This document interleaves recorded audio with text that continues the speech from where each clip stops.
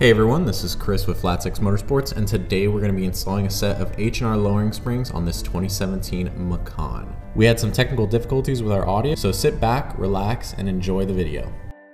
Here you can see me removing the wheels using our Flat 6 Motorsports wheel hangers. These make it really easy to avoid scratching our brake calipers. Check them out, link in the description.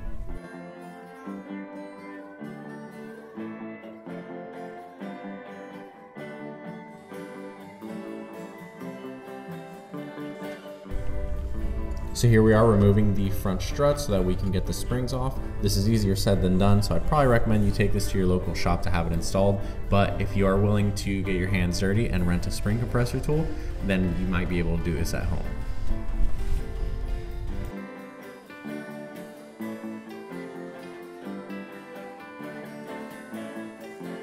So the spring compressor makes it really safe to remove our OEM spring, which is under a lot of load, and then we'll be installing our new H&R spring.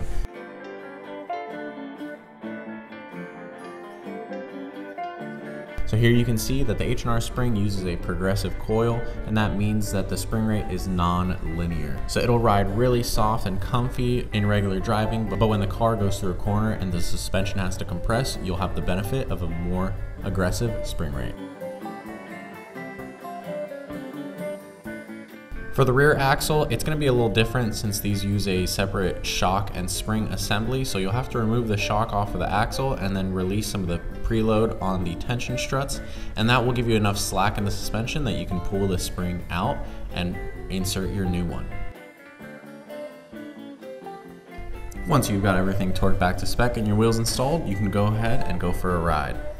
These springs can require some time to settle, but here we have some initial measurements off of our test vehicle.